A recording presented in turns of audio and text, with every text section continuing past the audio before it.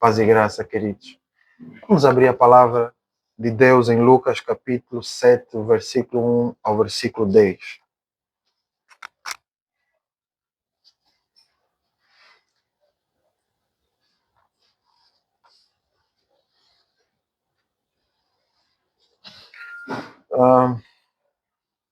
Na terça-feira passada, falei à igreja sobre a fé que surpreende Deus e olhamos em alguns tópicos dentre eles, os mais variados olhares ou as mais variadas perspectivas em relação a nós mesmos, e vimos como existem três olhares em relação a nós. Um primeiro olhar é o olhar que os outros têm de nós. O segundo é o olhar que nós mesmos temos de nós mesmos, acerca de nós mesmos. E o terceiro é o olhar que Deus tem a nosso respeito. Falamos também sobre a matemática básica que o centurião aplicou para chegar à conclusão de que Jesus Cristo podia todas as coisas e como todas as coisas estariam sujeitas à autoridade de Jesus.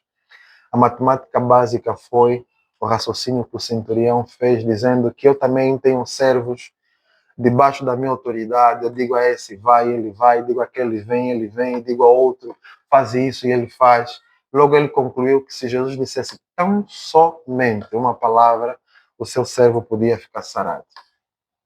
Amém? Hoje nós vamos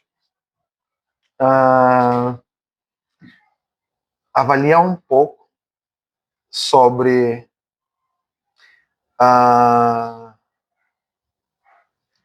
vozes. Hoje não é sobre olhar, mas hoje é sobre vozes. Hoje é sobre vozes. Há também vozes que acabam, em algum sentido, conduzindo as nossas vidas. Quais são essas vozes que têm conduzido as nossas vidas? É o que nós vamos aprender no dia de hoje, amém? Vamos ler a passagem, está escrito. E depois de concluir todos esses discursos perante o povo, entrou em Cafarnaum, e o servo de um certo senhor, a quem muito estimava, esteve doente, quase morrendo. E quando ouviu falar de Jesus, enviou-lhes uns anciãos dos judeus, rogando-lhe que viesse curar o seu servo. E chegando ele junto de Jesus, regou-lhe muito, dizendo: é digno de que lhe concedas isso, porque ama a nossa nação e ele mesmo nos edificou a sinagoga. E foi Jesus com eles, mas quando já estava perto da casa, enviou-lhe o centurião uns amigos, dizendo-lhe: Senhor, não te incomodes, porque não sou digno de que entres debaixo do meu telhado. E por isso, nem ainda me julguei digno de ir ter contigo. Dize, porém, uma palavra e o meu criado sarará. Porque também eu sou homem, sujeito à autoridade, tenho soldados sob o meu poder, e digo a este, vem, ele vem, e a outro, vai, ele vai, e a meu servo, faz isso, e ele faz. Ouvindo isso, Jesus admirou-se dele, então voltando-se, disse à multidão que o seguia: digo-vos que nem ainda em Israel tenho achado tanta fé. E voltando-se para casa, os que foram enviados acharam seu servo enfermo. Amém, querido? Bem, bondosos irmãos,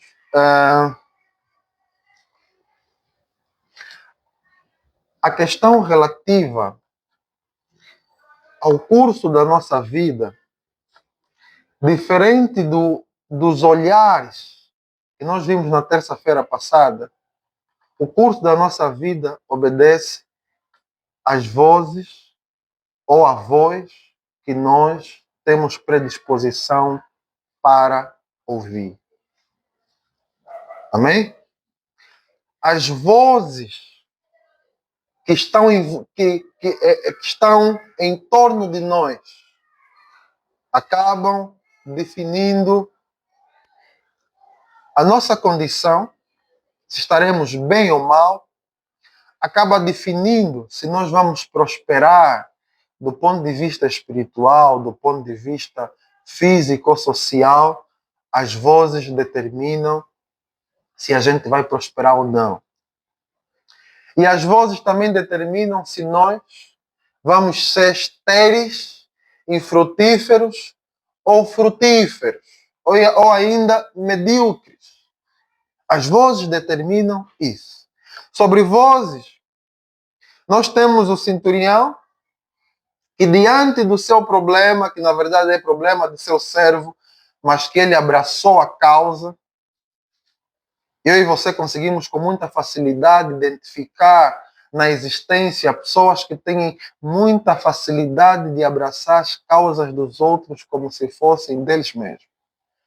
Outras pessoas, no entanto, que não têm tanta predisposição para abraçar assim as causas dos outros. Ainda o meu termo de pessoas que até têm atenção às causas dos outros, só que do ponto de vista emocional, eles não se entregam tanto, mas eles estão lá dispostos para atender quando for necessário, estão dispostos para se doar quando for necessário, só não têm o mesmo nível de intensidade que outras pessoas mais passional ou mais apaixonadas têm. Amém? Mas o que é fato é que diante da situação do servo do centurião, em primeiro lugar, o centurião esteve diante de uma primeira voz, que assim como na terça-feira passada falamos de um primeiro olhar, aqui estamos a falar de uma primeira voz que era necessariamente a voz dos anciãos judeus. Amém?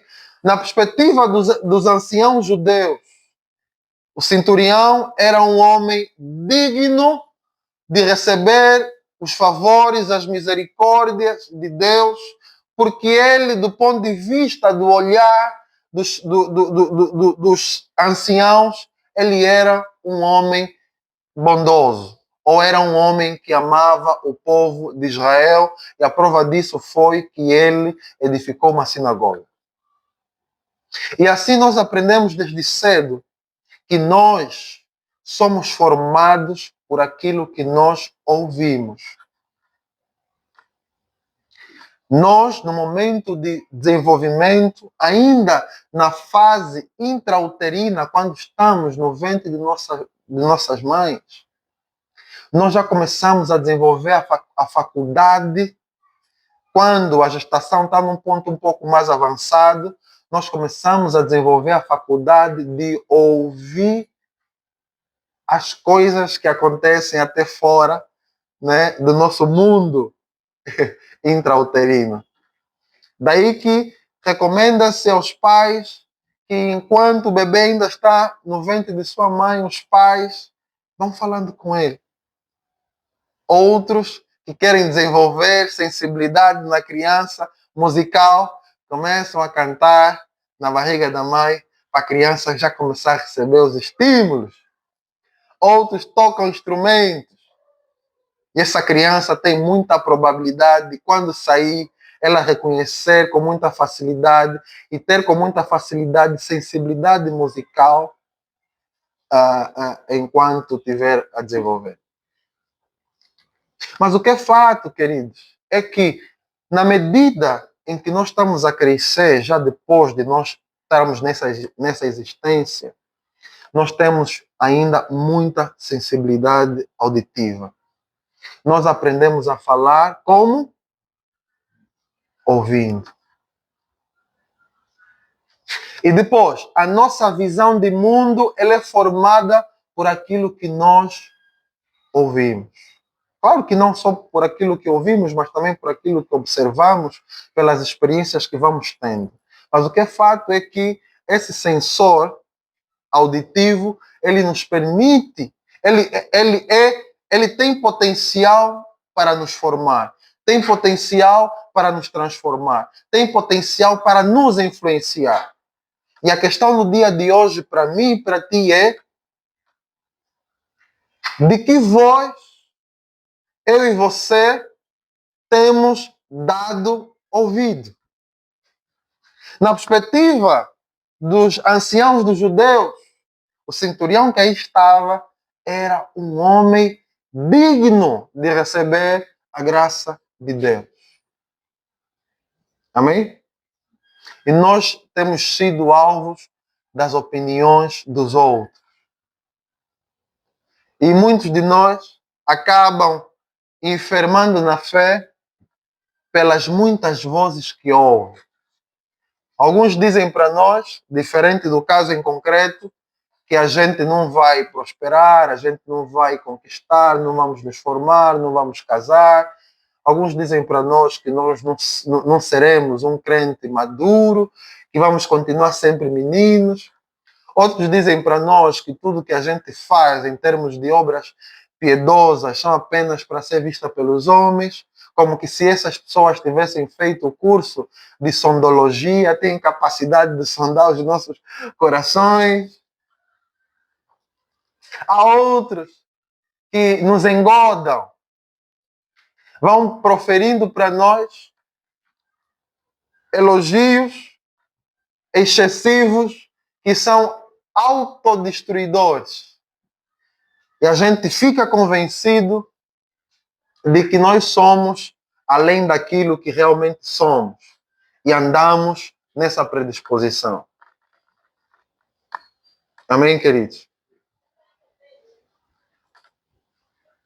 Esse é o primeiro ponto. A que voz nós temos dado ouvido? A voz das opiniões alheias a nosso respeito? Mas convenhamos que vezes há que a opinião dos outros está correta. E vezes há que a opinião dos outros está redondamente errada. Ok? Então nós temos um outro recurso para nós conseguirmos balancear a opinião dos outros a nosso respeito. Nós temos a voz da nossa própria consciência. O que é que a nossa própria consciência diz para nós? E já quero antecipar que a voz da nossa própria consciência também é escorregadia. Também é passível de acertar ou de errar. Então, vamos voltar. Na voz dos outros, é passível de estar certo ou de estar errada. Na voz da nossa própria consciência, é passível de estar certa ou de estar errada. Queridos, pensa contigo mesmo como, em algum momento em que eu e você caímos em pecado, em algum pecado qualquer, perceba que a sensação que nós temos, a voz interior que fica altissonante no nosso ser é qual? Que Deus não nos ama. Que Deus agora deixou de nos amar. De que nós somos a pior espécie da humanidade. Nós ouvimos a voz da nossa consciência. E como é que ela está? Ela está golpeada pela falta que nós cometemos. Então nós temos a sensação de que nem sequer devemos orar a Deus, porque Deus está extremamente irado conosco. Não devemos sequer congregar, porque como assim a gente vai congregar se ontem nós cometemos algum pecado? Amém?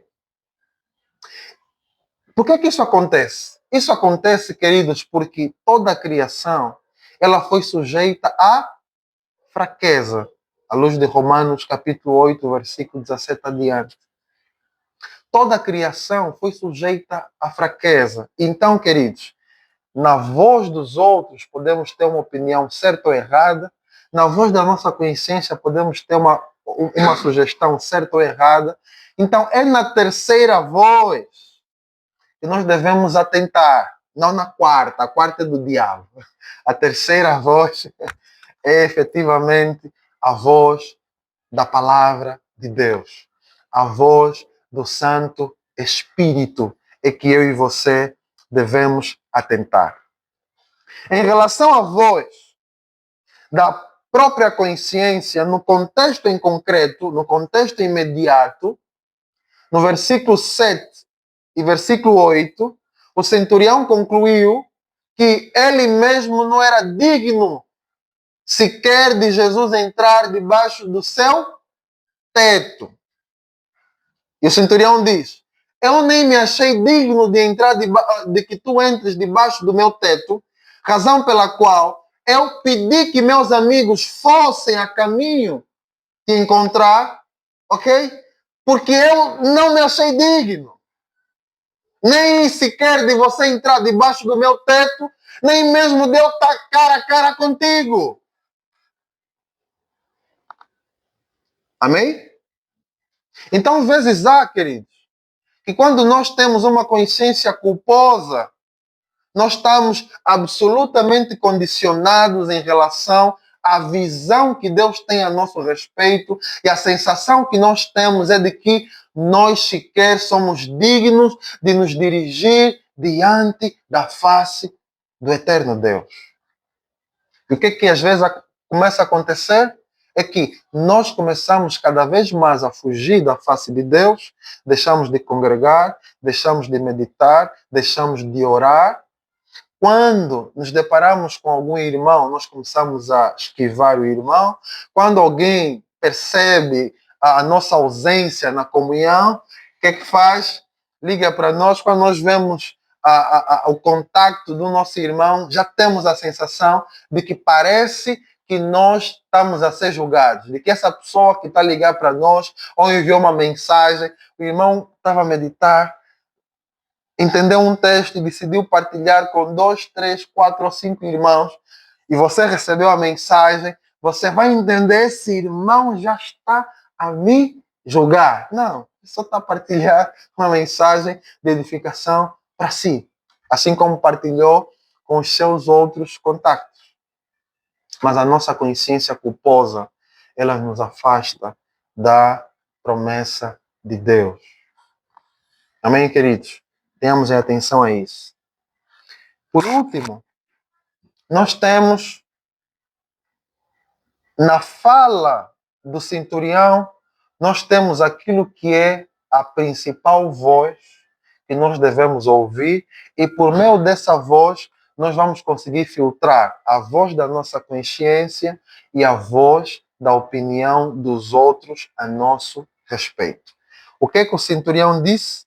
O centurião disse, depois de apresentar a sua matemática básica, que fez com que dessa matemática básica suscitasse a fé extraordinária, da qual Jesus muito se admirou e disse que nem mesmo em Israel vi uma fé absurda e colossal como esta.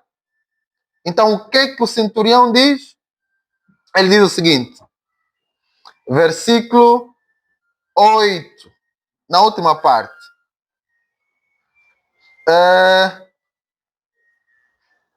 Perdão, versículo 8. Ele disse: porque também sou homem sujeito à autoridade. Perdão, é o versículo 7. É o versículo 7. Ele diz: dize, porém, uma palavra e o meu criado sarará. É o versículo 7. Dize, porém, uma palavra e o meu criado sarará. Queridos, o centurião já tinha duas sugestões em voga. A primeira era a sugestão dos anciãos. Este é um homem digno. A segunda sugestão era dele mesmo. Eu não sou digno. E ele então tem na fé absurda a maior solicitação que deve guiar a nossa vida. Ele diz: dize apenas uma palavra e meu criado sarará. Queridos, o versículo 7 é a base da exortação para hoje. O clímax da exortação de hoje é a importância de nós, enquanto filhos de Deus, nos conduzirmos pela palavra de Deus. Amém, queridos? A importância de nós, enquanto filhos de Deus, nos conduzirmos pela palavra de Deus. Em Mateus capítulo 17, no Monte da Transfiguração, tem um cenário extraordinário. Pedro, João e Tiago estão com Jesus. Subitamente, as vestimentas de Jesus tornam-se muito reluzentes. Uma nuvem luminosa aparece, cobre a todos quantos estavam no monte. E acontece que do céu se ouve uma voz que dizia, não a Moisés, porque Moisés apareceu, não a Elias, porque Elias havia também aparecido, mas disse de Jesus o seguinte: este é meu filho amado, em quem nele muito me comprazo. Depois ele endossa ou reforça tudo quanto diz. Qual é o decreto que ele dá? A ele ouvir. Amém? Então, queridos, Deus prometeu que por intermédio do seu Filho unigênito, Deus poderia reger as nações. Deus poderia apacentar as suas ovelhas. E a Bíblia diz, Jesus diz em João que eu conheço as minhas ovelhas. Elas o que é que fazem? Ouvem a minha voz. O que é que elas não fazem? Elas não ouvem a voz dos estranhos. Elas não ouvem a voz dos estranhos. Elas ouvem a voz do sumo pastor. O que é que significa ouvir a voz do nosso Deus na pessoa de Jesus Cristo no nosso contexto? Para os discípulos no contexto imediato, os discípulos não tinham uma Bíblia compilada. Os discípulos tinham, nas respectivas sinagogas, tinham pergaminhos, tinham os rolos do Antigo Testamento, que era uma coisa absurda, de que uma pessoa única não era muito raro poder ter todos os rolos, porque o papiro era muito caro, ok? E a forma que se tinha no Antigo Testamento de se ouvir a voz de Deus, a palavra de Deus, qual era? Era cuculo, dirigir-se até uma sinagoga. Amém? Agora, no contexto em que Jesus está presente, que é na virada do Antigo para o Novo Testamento, os seus discípulos o que é que tinham? Tinham o Filho em carne, tinham o Verbo em carne. E eles podiam ouvir em primeira instância, por isso João diz, aquele que ouvimos, aquele cujos nossos olhos viram, aqueles cujas nossas mãos tocaram no Verbo de Deus. Então daí se diz que eles eram testemunhas o quê? Oculares. Porque eles viram, ouviram a voz, o timbre, o ritmo de Jesus Cristo. Então, para eles, ouvir a palavra de Deus pressupunha ouvir os ensinamentos que Jesus, de forma oral, estava a passar para eles. De tal modo que Jesus fala a eles por meio de muitas parábolas. Jesus abre o mistério do reino de Deus por meio de muitas parábolas. E em Mateus capítulo 11, versículo 25, Jesus dá graças a Deus e diz: Pai, graças te dou, porque ocultaste as coisas aos sábios e entendidos e revelaste às criancinhas. Amém? Então, queridos, Cristo Jesus revela o seu conhecimento, o seu conselho aos apóstolos. Estes apóstolos tornam-se testemunhas oculares e, por conseguinte, tornam-se os pilares da igreja. Razão pela qual, já no livro de Lucas, no caso, em Atos dos Apóstolos, o que é que nós temos? Que a igreja primitiva, o que é que fazia? Permanecia na doutrina dos apóstolos. O que é permanecer na doutrina dos apóstolos? Era receber com ações de graças a instrução que os apóstolos davam e receber as cartas dos apóstolos, já olhando como elas sendo inspiradas por Deus, já olhando como elas sendo inerrantes, já entendendo que não há contradição alguma naquilo que os apóstolos ensinaram à igreja, porque eles eram inspirados por Deus. E chegamos nos nossos dias. No tempo da igreja primitiva, diferente do tempo só de Jesus e os apóstolos, eles tinham Jesus e ouviam de forma oral. A igreja primitiva já recebia cartas dos apóstolos, tendo Cristo ascendido aos céus. De tal modo que Paulo envia cartas circulares. O que são cartas circulares? Eram cartas como a carta de Efésios, que ele mandou em Efésios, depois disse que a de Efésios depois deve ser lida em Laodiceia, e a que veio de Laodiceia, depois tem que ir em Efésios. Isso eram as cartas circulares. Amém, queridos?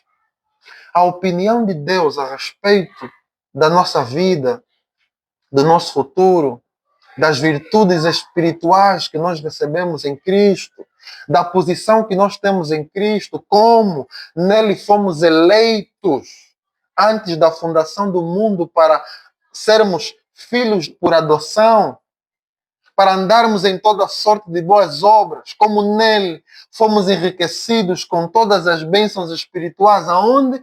Nos lugares celestiais em Cristo. Tudo isso, eu e você temos acesso a esse conhecimento através de quê? Da doutrina dos apóstolos. E para a nossa boa informação, nós temos essas doutrinas compiladas naquilo que nós chamamos Bíblia, que no grego é biblion, que significa um conjunto de livros. Amém, queridos? Então, o cristão, aqui nós estamos no último momento, o cristão está a ser chamado a ouvir a voz de Deus, em primeiro lugar, por intermédio da sua palavra. Então, aqui eu e você podemos usar o gatilho do que, em algum sentido, também terá feito Jesus se admirar da fé absurda e colossal do centurião. É que o centurião, por um lado, ele tinha a sugestão dos anciãos dos judeus, mas se eu e você avaliamos bem a ideia dos anciãos dos judeus, é uma ideia muito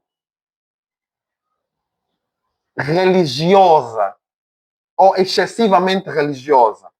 Eu estou a usar o termo religioso de forma técnica para expressar algo que extrapola o que é normal. Não quero com isso dizer que a palavra religião ou ser religioso seja má, mas eu aqui estou a usar de forma técnica para dizer que o excessivamente religioso, ele tem essa manifestação. A lógica dos anciãos era: Senhor, ele é digno de que lhe faças tal, porque ele construiu uma sinagoga para nós. E eu e você conhecemos a mentalidade de Jesus. Jesus não quer saber de sinagoga para nada, querido. Para Cristo Jesus, os verdadeiros adoradores adoram em espírito e em verdade. Para Jesus, não tem lugar certo para se adorar ao Pai, para se buscar ao Pai.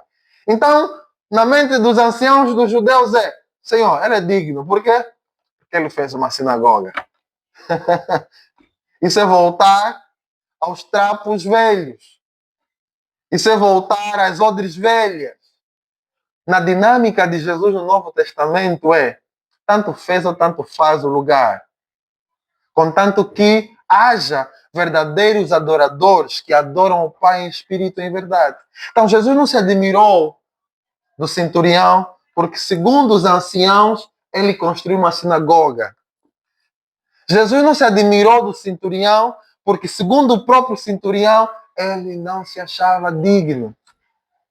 Jesus se admirou da fé do centurião porque essa fé estava embasada, sustentada na palavra que Jesus poderia falar. O que é que o centurião disse? Dize apenas uma palavra e o meu criado sarará. Amém, queridos? Dize apenas uma palavra. Queridos, como é que está a nossa relação com a palavra de Deus? Porque nós queremos assim, Senhor, eu quero ter intimidade contigo. Paralelo a isso, nós não temos intimidade com a palavra de Deus. Então aí vem a pergunta, queremos mesmo ter intimidade com Deus? Porque o que Ele nos confiou para nos conduzir de forma ordinária é necessariamente a sua palavra. Nós meditamos pouco, nós lemos pouco, nós temos pouca rotina, ou senão não temos rotina de leitura constante da palavra de Deus. Mas o centurião preferiu a melhor voz, preferiu dar ouvidos à melhor voz. Qual? Dize apenas uma palavra e meu criado sarará. Por último, e para nós terminarmos, queridos, eu creio que tudo que o cristão precisa para a vida e piedade, nós de fato temos aqui na palavra de Deus. Mas ao mesmo tempo eu creio, sem contradição da palavra de Deus, eu creio que Deus ainda fala pontualmente na vida de cada um de forma específica e de forma particular. Amém? Exemplo, eu creio o seguinte, eu creio que na exposição da palavra, sendo seguida de uma interpretação correta das Escrituras, uma exegese feita corretamente, eu creio que Deus fala de forma geral para a sua igreja.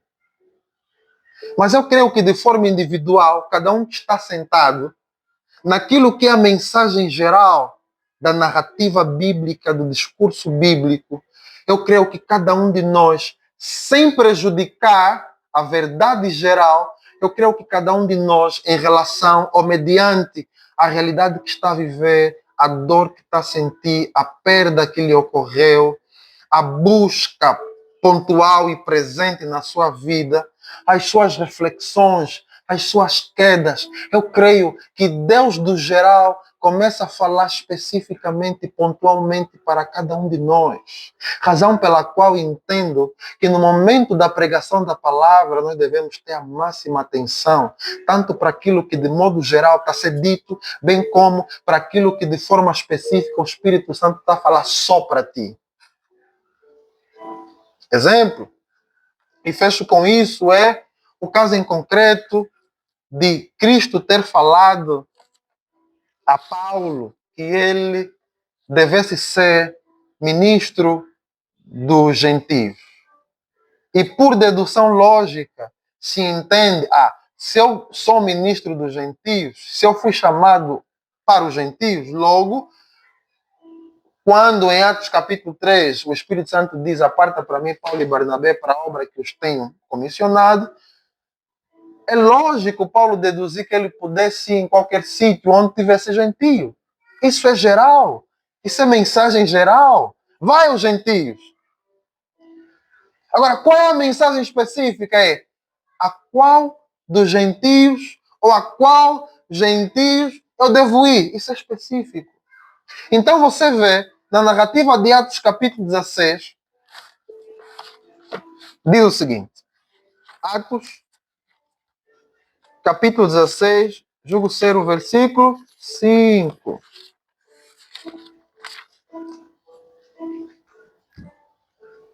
Está escrito o seguinte, versículo 6. E passando pela Frígia e pela província da Galácia, foram impedidos pelo Espírito Santo de anunciar a palavra na Ásia. E quando chegaram a Mísia, intentavam ir para a Bitínia, mas o Espírito não lhes permitiu. Ora, e tendo passado por Mísia, desceram a Tróade. E Paulo em Tróade teve uma visão de noite, em que se apresentou um homem da Macedônia e lhe rogou, dizendo: passa a Macedônia e ajuda-nos.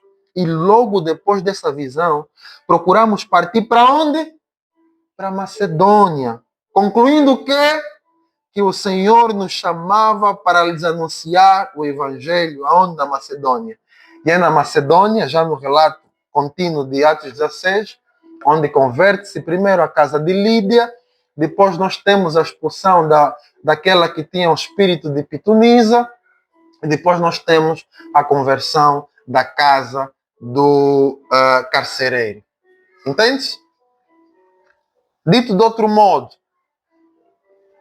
a palavra de Deus nos ensina aquilo que é geral para todo cristão.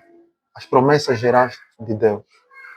Sobre a palavra geral, Deus, por meio do seu Espírito, conduz cada um de nós de forma específica, na verdade específica que nós devemos extrair no contexto em que nós estamos a viver. Agora, nós devemos ter o cuidado para que aquilo que chamamos verdade específica para mim não esteja em conflito com a verdade geral de Deus.